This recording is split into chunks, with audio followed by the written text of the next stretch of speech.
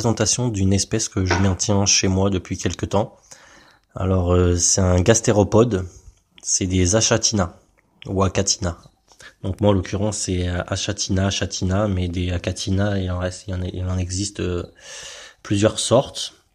C'est un escargot géant qui vient principalement d'Afrique, de Sierra Leone, Libéria, Côte d'Ivoire, Togo, Nigeria, tout ça, mais on en trouve aussi en Australie et en Amérique du Sud, mais vraiment principalement c'est en Afrique. Alors c'est un escargot qui est plutôt nocturne, bien qu'on peut le voir de temps en temps sortir le jour, mais c'est vraiment plus la nuit qu'on aura la chance de le voir. C'est parce que la journée, il reste vraiment caché dans le substrat. Alors c'est un escargot, comme je le dis, assez gros, hein. C'est une espèce qui peut aller jusqu'à 18 cm pour 9 cm de diamètre, 18 cm de long. Mais en captivité, c'est toujours un petit peu plus petit. Après, dans la nature, on peut voir des spécimens qui vont jusqu'à 30 cm. Voilà, et puis leur durée de vie, c'est entre 5 et 10 ans, à peu près.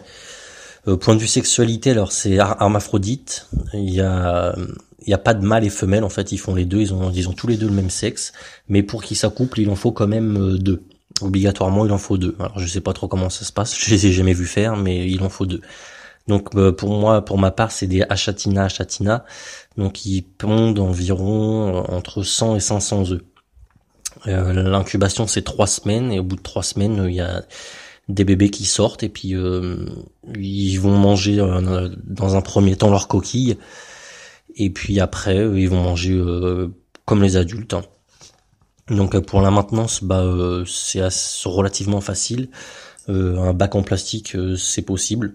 Après un terrarium, c'est encore mieux.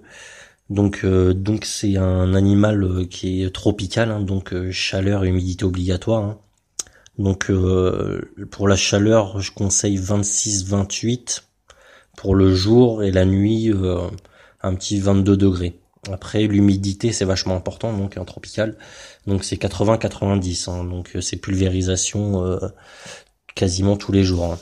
Pour le substrat, moi j'utilise du coco, de la tourbe de coco, hein, en bonne épaisseur, parce que vraiment ça aime vraiment s'enfouir toute la journée, ça reste enfoui, hein, quasiment.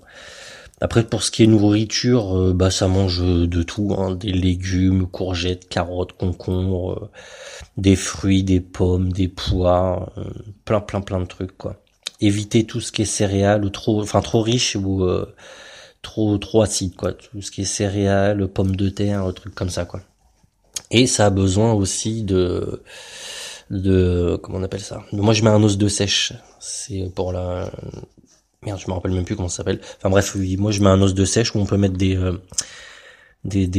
œufs, des coquilles d'œufs broyées, c'est bon pour eux, quoi. Après, point de vue prix, pour un adulte, faut compter entre 25 et 30 euros. Pour des bébés, des bébés ou des juvéniles, c'est entre 2 et 5 euros, quoi. Donc voilà, je crois que j'ai fait à peu près le tour. Après aussi à savoir que c'est une espèce invasive. Donc c'est une espèce qui peut faire vraiment des ravages. Vu la taille, quand je les fais manger à deux, faut voir ce qu'ils mangent, quoi. Donc j'imagine que ça peut faire vraiment des ravages. Donc à la base, comme je vous ai dit, ça vient vraiment d'Afrique principalement. On en retrouve en Australie, en Amérique du Sud. Et on en a retrouvé même en Martinique, en Guyane, en Guadeloupe, alors qu'ils avaient rien à foutre là, quoi. Donc ça a été vraiment un fléau, hein, au bout d'un moment.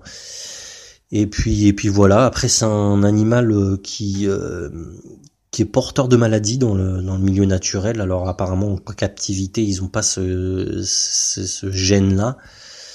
Mais c'est toujours bien de toute façon, chaque espèce faut se laver les mains, mais là vraiment moi dès que je manipule, je me lave vraiment les mains au cas où, quoi. Donc voilà, j'espère que cette vidéo vous aura plu, puis n'hésitez pas à poser des questions. Salut.